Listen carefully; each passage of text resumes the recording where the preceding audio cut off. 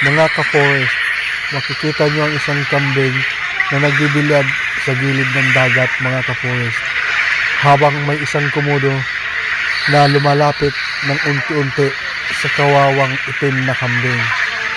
At kanya na nga itong inamoy-amoy.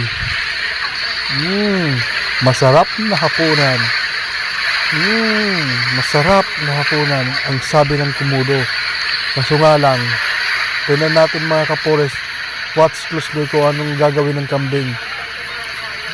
Ayan, natumba yung kambing, mga ka-forest.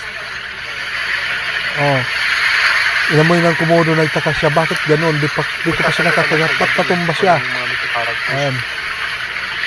Dila-dilaan, kinakagat-kagat ng kunti. Kaso nga lang, hindi na gumagalaw ang kambing, mga ka-forest. Nilalabas talaga yung marmol eh. Ngayon, wala din yung marmol eh. Ayan, kinagat niya ulit. Wala, hindi na talaga gumagalaw ang kambing. Siya koreano yun. Naamoy-amoy niya pa. Hindi na gumalaw yung kambing.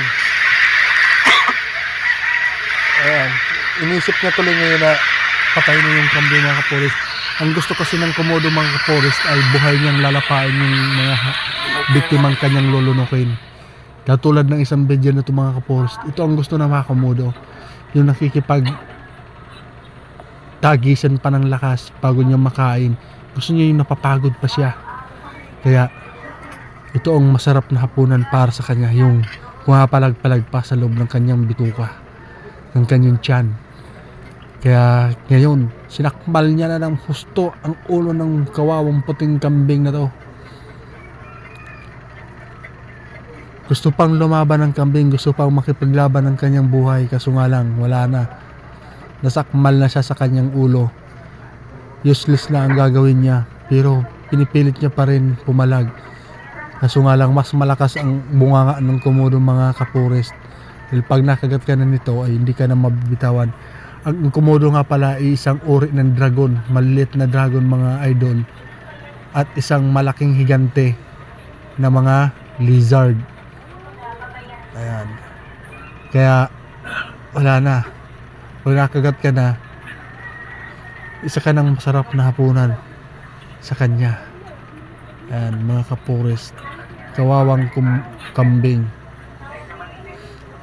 Tingnan nyo naman, mga ka-forest, pag nakatapos kumain ng komodo, piling gwapo na siya, para bang akala mo siya si Richard Gomez. Pero mas masaklap naman ang nangyari sa kawawang baka na to. Wild bear ba naman ang kanyang nakatagpo, kaya baklas talaga ang kanyang bituka. Ito ang pinaka nakakatakot na may enkwentro sa gubat, mga ka-forest, ang isang mabangis na wild bear. Kaya nako, isipin mo pa lang, hindi mo nakakayanin makatapat ang ganitong uri ng hayop.